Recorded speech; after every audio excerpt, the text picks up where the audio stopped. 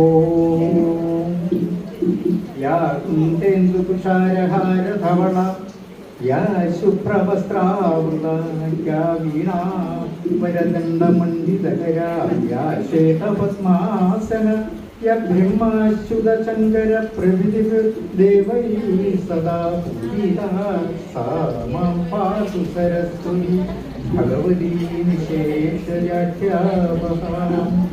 ഓം സരസ്വതി നമഃ. ഇപ്പോഴ് ഭദ്രകാളി മഹാലക്ഷ്മി കഴിഞ്ഞ സരസ്വതിയുടെ സമയമാണ്. 9 ദിവസത്തെ നവരാത്രി ആഘോഷത്തിൻ്റെ സമാപ്തിയിലൂടെ നമ്മൾ എത്തുകയാണ്. ഈ നവരാത്രി സന്ദേശത്തെ പറ്റി പ്രത്യേകിച്ച് കൂടുതലായിട്ട് എനിക്ക് തോന്നുന്നില്ല. തിരുനക്കരയിലുള്ള ഈ പ്രഗത്ഭരായ ആൾക്കാരോട് നവരാത്രി സന്ദേശത്തെ പറ്റി പ്രത്യേകിച്ച് അതിൻ്റെ അർത്ഥവും താല്പര്യങ്ങളും പറയണമെന്ന് ഇല്ല. എങ്കിലും അതിന് മുന്നോടിയായിട്ട് എന്താണ് നമ്മുടെ ജീവിത ലക്ഷ്യം എന്നൊരു 10 മിനിറ്റ് എന്ന് പറയാം. അതായത് നമ്മുടെ എന്തിനാണ് നമ്മുടെ ജീവിതത്തിൻ്റെ ലക്ഷ്യം എന്താണ്?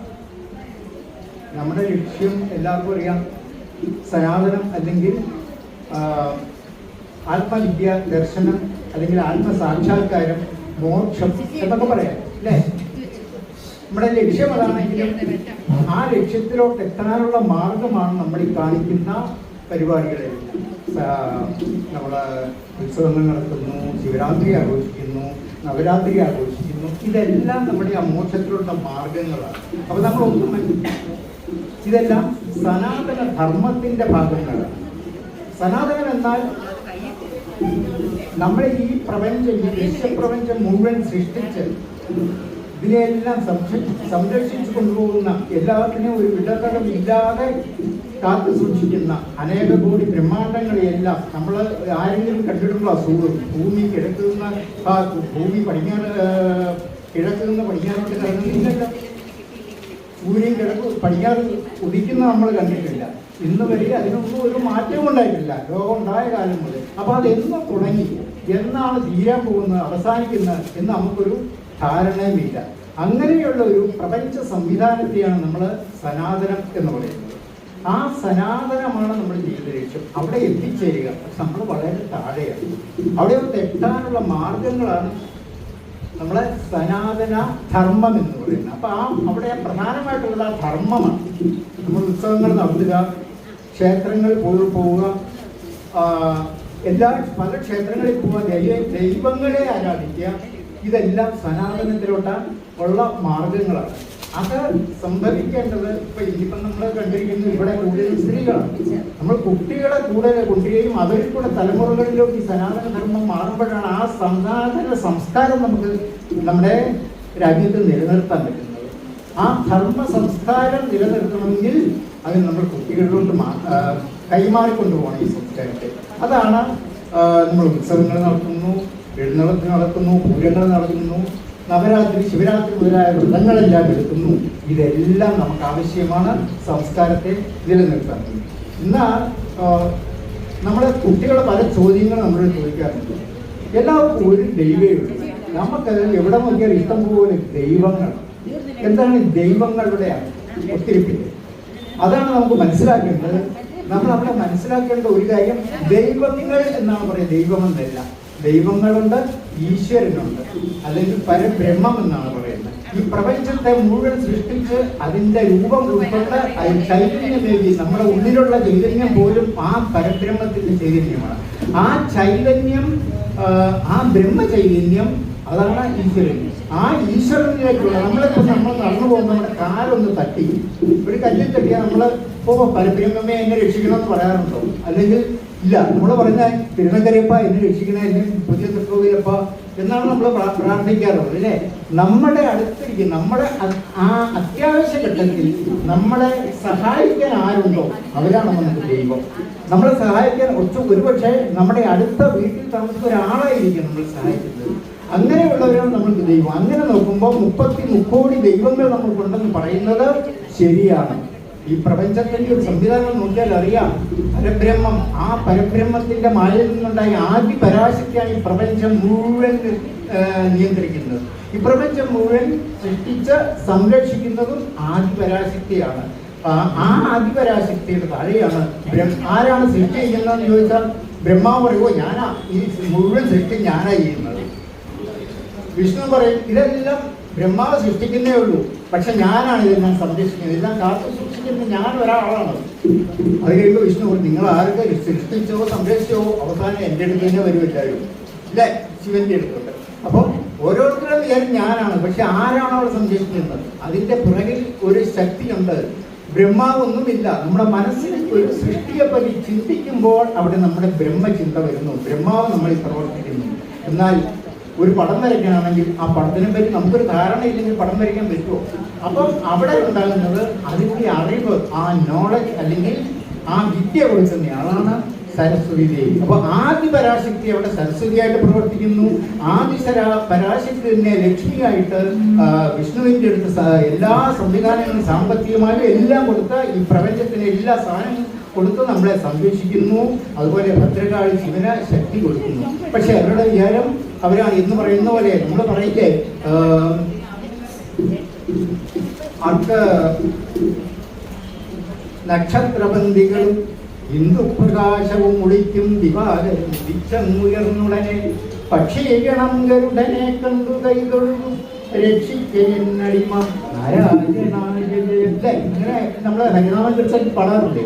അപ്പം ഈ ആകാശത്തിലുള്ള ഓരോ നക്ഷത്രം പറയും ഈ പ്രപഞ്ചത്തെ മുഴുവൻ പ്രകാശപൂരിതമാക്കുന്നത് ഞാനാണ്, എന്റെ പ്രകാശം കൊണ്ടാണ്. അങ്ങനെ നക്ഷത്രം പറയും, ചന്ദ്രൻ പറയും ഊവ അത് ഞാനാണ്, എന്റെ നിലാവ് കൊണ്ടാണ് ഇവിടെ എല്ലാം പ്രകാശം ഉള്ളത്. നക്ഷത്രപന്തികൾ ഹിന്ദുപ്രകാശവും. എന്നാൽ സൂര്യൻ അങ്ങ് ഉദിച്ചു വരുമ്പോൾ ഇവരൊന്നും ഒരു പ്രഭയില്ല, നിഷ്പ്രഭമായി. അതുപോലെ പക്ഷീകരണം ഗരുഡനെ കണ്ടു കൈതൊഴും. ആകാശത്തിൽ പറക്കുന്ന ഓരോ പക്ഷികളും വിചാരിക്കും ഞാനാണ് ഈ ലോകത്തിൽ ഏറ്റവും ഉയരത്തിൽ പറക്കുന്നത്, എൻ്റെ മുകളിൽ പറക്കുന്ന ആരും ഇവിടെ ഇല്ല, എന്നെക്കാളും ശക്തരായിട്ട് പറക്കാൻ കഴിയുന്ന ആരുമില്ല. പക്ഷേ ഇവിടെ ഗരുഡൻ, ഈ പ്രപഞ്ചത്തിന്റെ വിഷ്ണുവിന്റെ വാഹനമായ ഗരുഡൻ പ്രപഞ്ചത്തിന്റെ പ്രപഞ്ചം മുഴുവൻ തന്റെ ചിറകുകൾക്കുള്ളിലാക്കി മുകളിൽ വിരിഞ്ഞിരിക്കുമ്പോൾ ഈ പക്ഷികളെല്ലാം അവിടെ ചെന്ന് സറണ്ടർ ചെയ്യുന്നു. ഗരുഡനെ കണ്ട് കൈതൊഴുതു രക്ഷിക്കുന്ന അവർ പ്രാർത്ഥിക്കുന്നത് പോലെ ബ്രഹ്മാവ് വിഷ്ണു മഹേശ്വരന്മാരുടെ എല്ലാ ശക്തിയും അവരുടെ പിന്നിലുള്ള ആദി പരാശക്തി മാത്രമാണ് ഈ പ്രപഞ്ചത്തിൽ. ആ നമുക്ക് അതുപോലെ തന്നെ ഇത്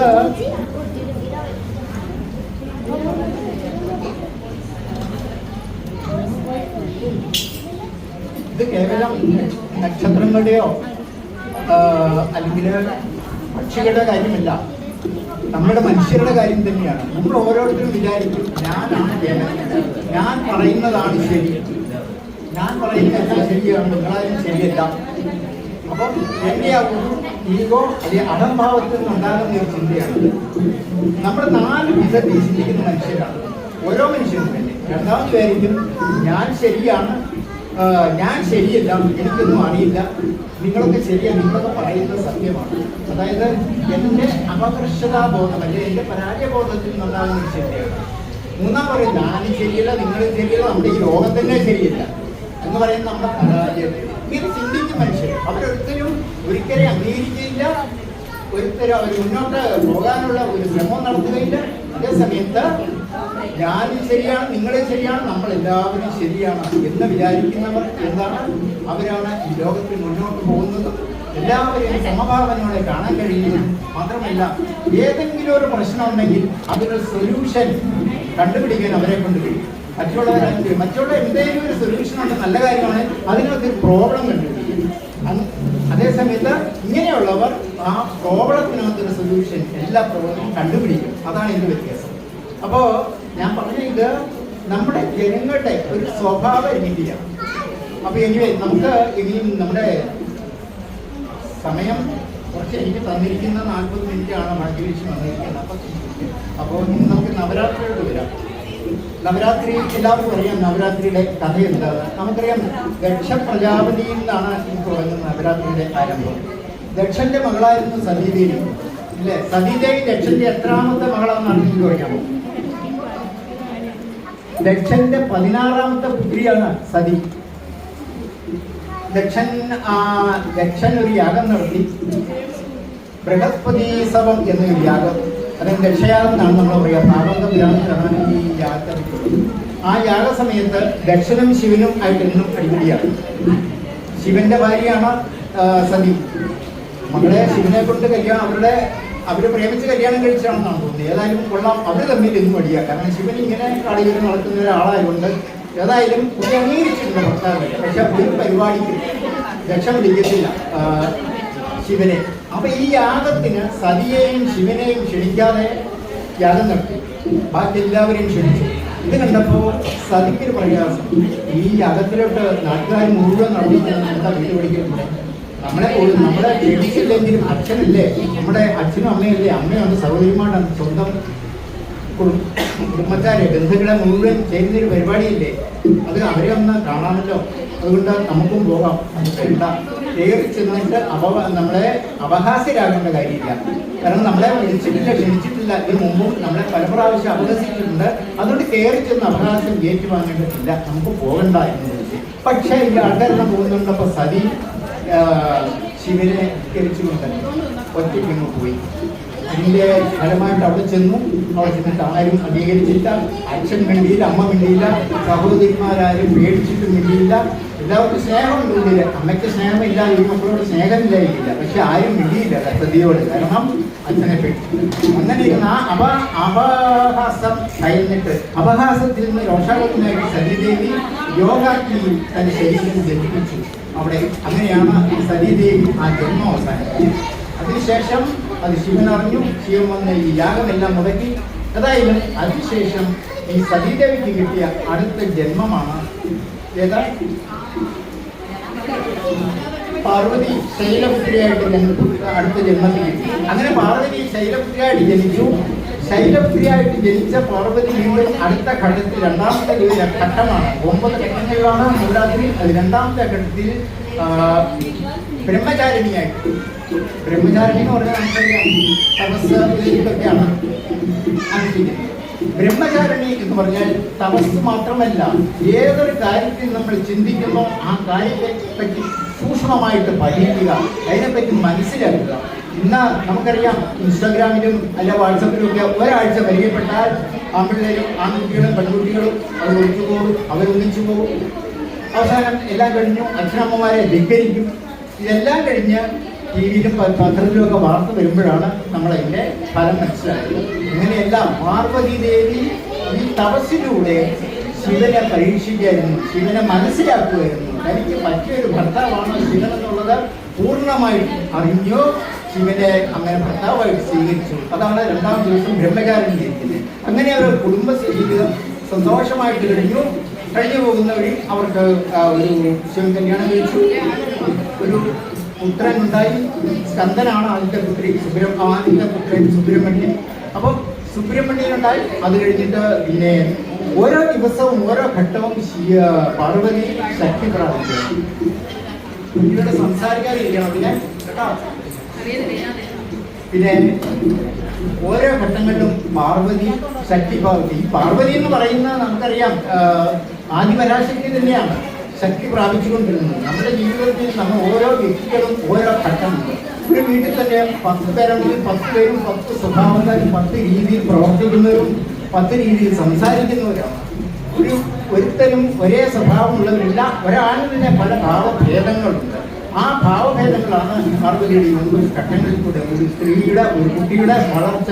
ശൈലപുത്രി ആയിട്ട് ശൈലജ അങ്ങനെ വളർന്ന് 9 ഘട്ടങ്ങളിലായപ്പോൾ സ്ത്രീ ശക്തിയായിട്ട് വളർന്നു. അതിനിടയ്ക്ക് സ്കന്ദൻ പുത്രനുണ്ടായി. അതിനിടയ്ക്ക് മഹിഷാസുരനെ വധിച്ചു. അങ്ങനെ മഹിഷാസുരനെ വധിച്ച പാർവതി സ്ത്രീകളോടായിട്ട് പറഞ്ഞു, ആ സിംഹത്തിന്റെ പുറത്ത് കയറി ഇരുന്നിട്ട് പറഞ്ഞു, സിംഹം എന്ന് പറഞ്ഞ ശക്തിയുടെ സ്വരൂപമാണ്.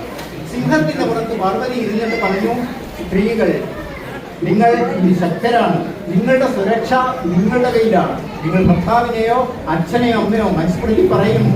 എന്താണ് മനുസ്മൃതി പറയുന്നത്? പിതാ രക്ഷേതി കൗമാരെ ഭർത്തരക്ഷേതി യൗവനെ പുത്രരക്ഷേതി വാർദ്ധക്യേ. ഇത് മനുസ്മൃതി പറയുന്നതാണ്. അത് ആ കാലഘട്ടത്തിലെ കഥയാണ്. മനുസ്മൃതി ഉണ്ടായ 7 വർഷമാണ്, എത്രയോ കാലങ്ങൾക്ക് മുമ്പാണ്. അന്നത്തെ ഒരു കാലഘട്ടത്തിൽ അങ്ങനെയായിരുന്നു. സ്ത്രീക്ക് സുരക്ഷ ഇല്ലായിരുന്ന കാലത്തിൽ വേണമെന്ന്.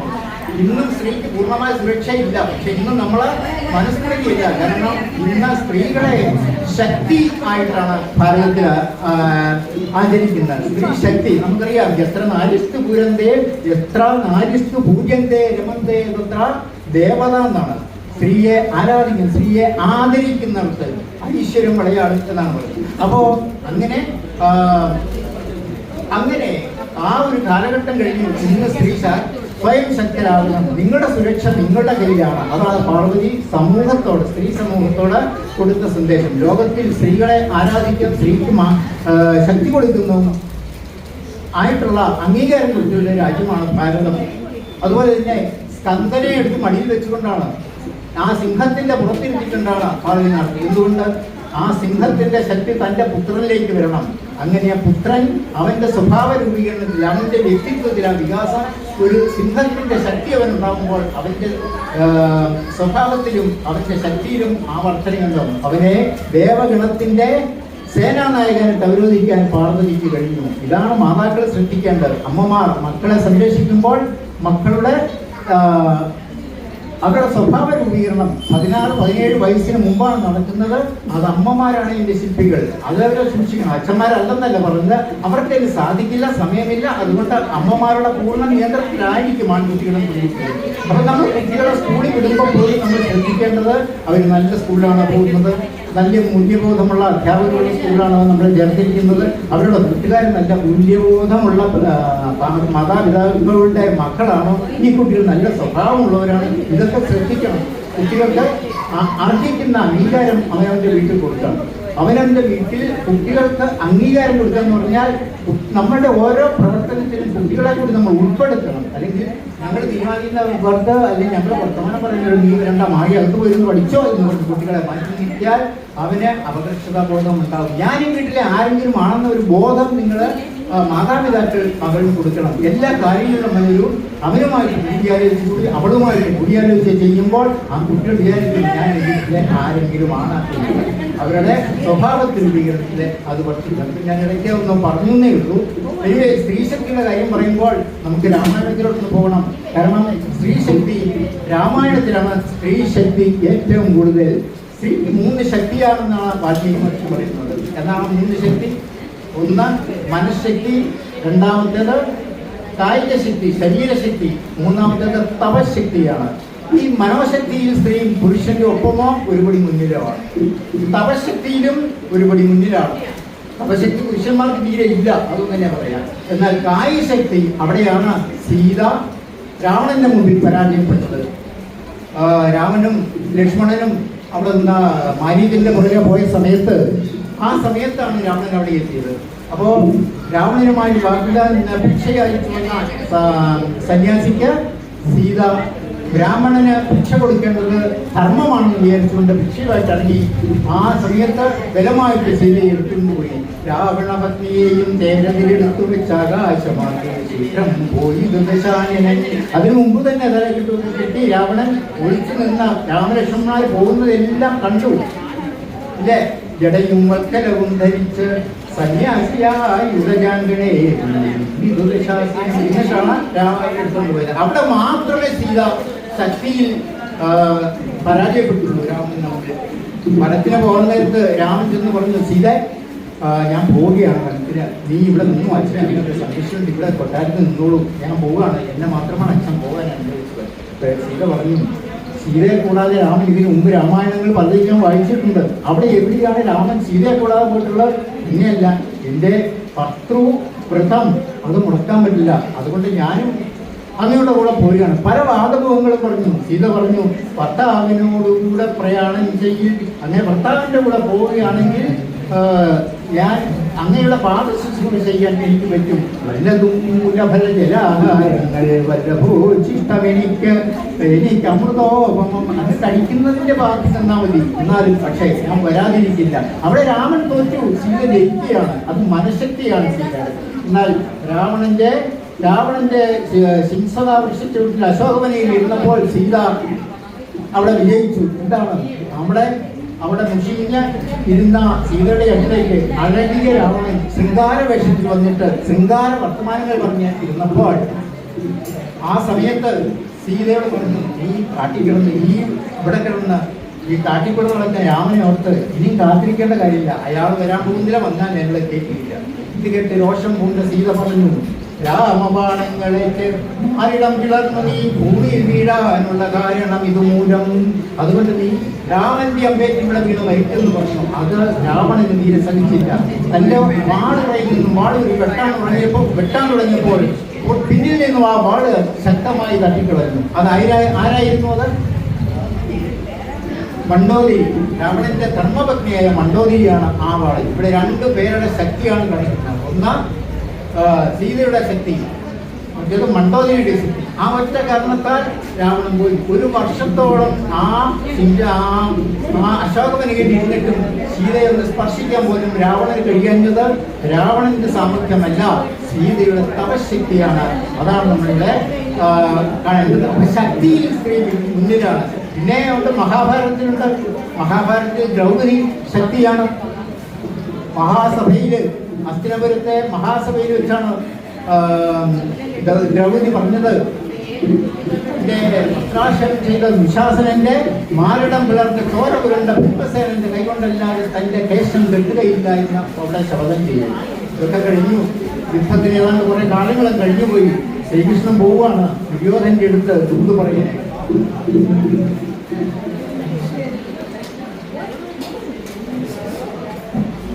ദുര്യോധന്റെ അടുത്ത് അല്ലെങ്കിൽ ധൃതരാഷ്ട്രന്റെ അടുത്ത് സമവായത്തിന് പോവാണ്. അപ്പൊ ഇവിടെ വന്നു ഇതിന്റെ പ്രസക്തി വന്ന പാണ്ഡവന്മാരോടൊക്കെ പറഞ്ഞു. അപ്പം പിന്നിൽ നിന്നും കഥകിന്റെ പുറകിൽ നിന്നും ദ്രൗപദി കണ്ടു കൃഷ്ണൻ പോവുകയാണ്. തന്റെ തലമുടി മുന്നിൽ കണ്ടു. അവിടെ നിന്ന് പറഞ്ഞു, കൃഷ്ണ ഒരു ജീവൻ തന്നോടുമില്ലതേ സരസമാം വണ്ണം ദൂതുര ചെയ്യുമ്പോൾ ഉരഹരാ ഭവാൻ എന്റെ തലമുടി നിരൂപിച്ചേ ദേവനാരായണ. ഓർമ്മിക്കുന്നുണ്ടോ? ഇത് ആ ഒരൊറ്റ വാക്കാണ് ശ്രീകൃഷ്ണൻ മഹാഭാരത യുദ്ധം ഒഴിവാക്കാതെ ചെയ്തത്. പാഞ്ചാലിയുടെ സ്ത്രീ ശക്തി, ദ്രൗപദിയുടെ ആ ശക്തിയാണ് അവിടെ പ്രകടമാകുന്നത്. അപ്പൊ സ്ത്രീ, അതുപോലെ തന്നെ താര ഇതുപോലെ തന്നെ നമ്മുടെ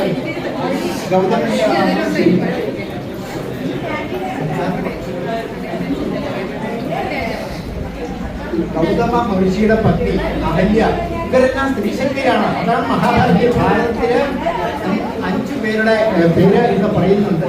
ഭാരതത്തിലെ 5 സ്ത്രീകൾ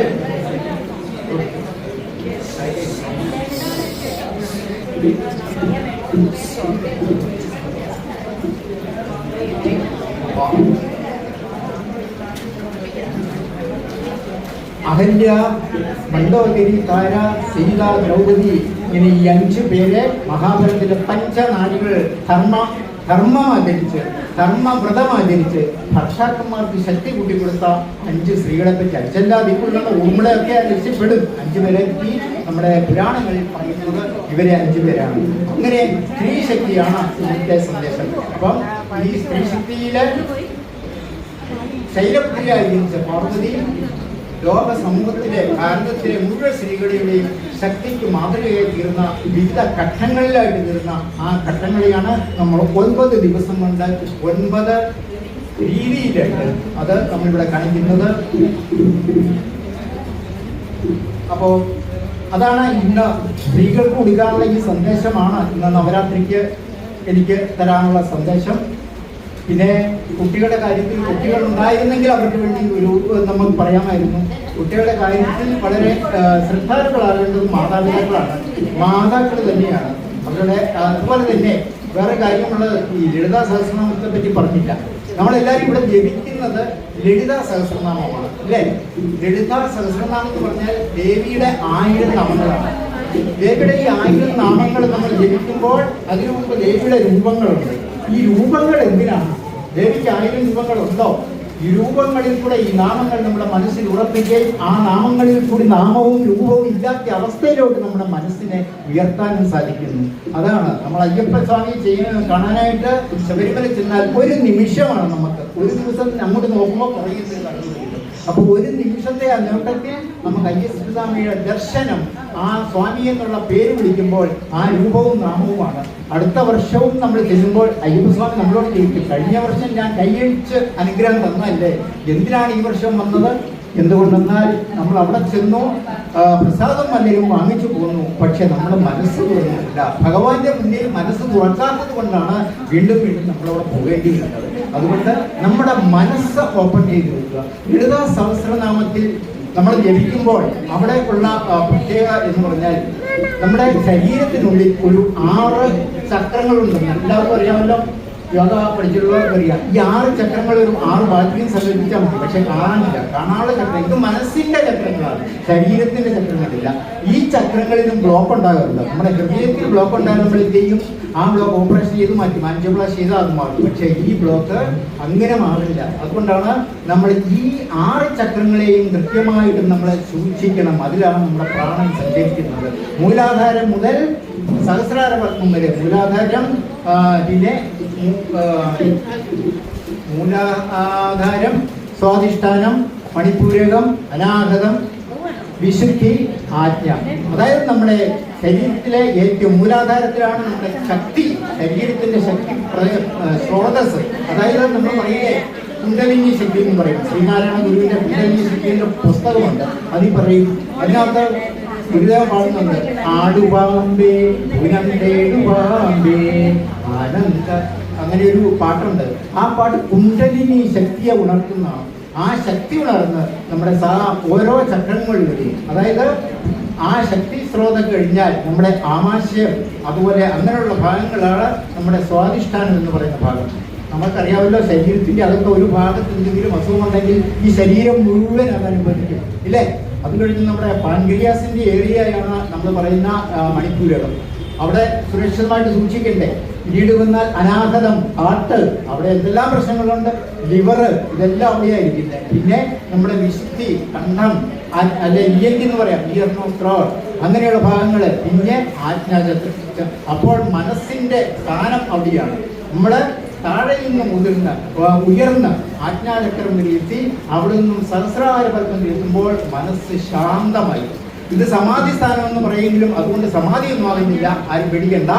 നമ്മൾ ശാന്തമായി മനസ്സിലാകുന്നു, മനസ്സിൽ എത്തുന്നു. അപ്പം നമ്മൾ ലളിതാ സഹസ്രനാമം ചെല്ലുമ്പോൾ, ഓരോ മന്ത്രം ചെല്ലുമ്പോൾ ശ്രീമാതാ ശ്രീ മഹാരാജ്ഞി ശ്രീമത് സിംഹാസനേശ്വരി ചിരഗ്നികുണ്ഡ സംഭൂത ദേവകാരി സമുദ്യത എന്നിങ്ങനെ ഒരേ ഇനത്തിൽ നമ്മൾ പാടി ചെല്ലുമ്പോൾ നമ്മുടെ ഈ 6 ചക്രങ്ങളും ആക്ടിവേറ്റ് ആവും. ഇതിനകത്ത് ഒരു ചക്രം വിട്ടുപോയാൽ പറ്റില്ല. അത് പ്രാക്ടീസ് കൊണ്ട് തന്നെ വേണം. നമ്മൾ വൈക്കത്തപ്പൻ്റെ അവിടെ നടക്കി പോകുമ്പോൾ പാടാറില്ലേ, എളുപ്പമായുള്ള വഴിയെ കാണുമ്പോൾ ഇടയ്ക്കിടെ 6 പടിയുണ്ട്. എന്താണ് ഈ 6 പടികൾ? ഈ ചക്രങ്ങളെയാണ് അവിടെ പറയുന്നത്. അവിടെ വൈക്കത്തപ്പൻ്റെ ഭാഗത്തിലുള്ള പടിയെ പറ്റിയല്ല, ഭഗവാന്റെ മുന്നിൽ നമുക്കുള്ള പടി ഈ 6 ചക്രങ്ങളാണ്. ഈ ചക്രങ്ങൾ നമ്മൾ കൃത്യമായിട്ട് സൂക്ഷിക്കണം. അതിന് യോഗയുണ്ട്, ശരീരത്തിന് യോഗാസനം, മനസ്സിന് യോഗയുണ്ട്.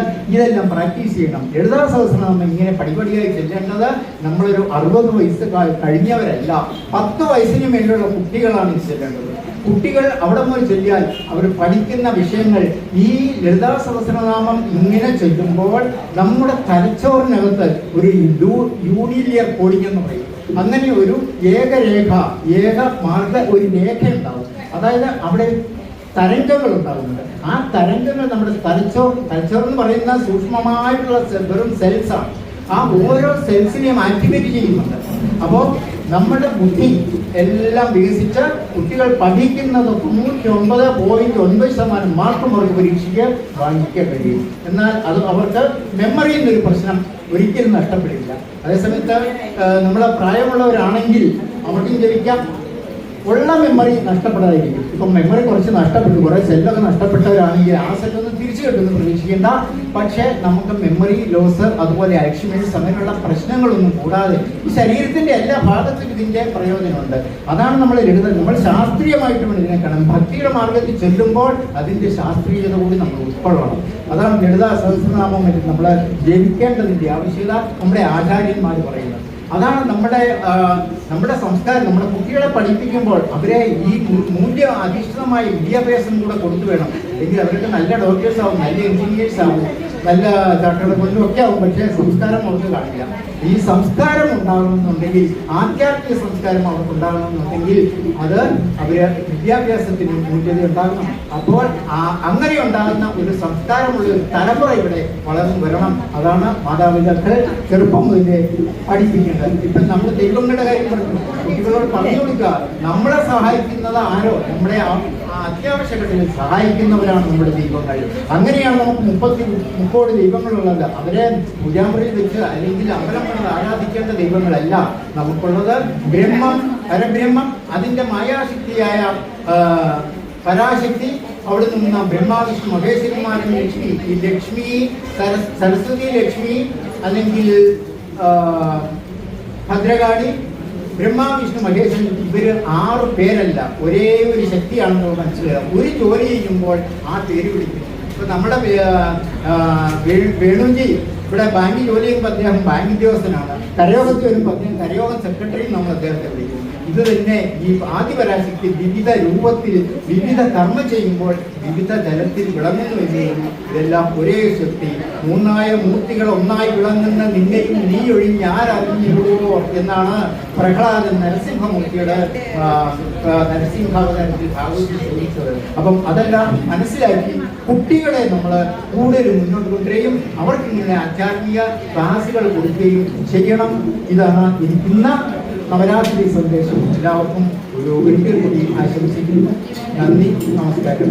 ഓം പൂർണ്ണമദ പൂർണ്ണമിദം പൂർണ്ണമുദച്യതേ പൂർണ്ണസ്യ പൂർണ്ണമാദായ പൂർണ്ണമേവാവശിഷ്യതേ. ഓം ശാന്തി ശാന്തി ശാന്തി.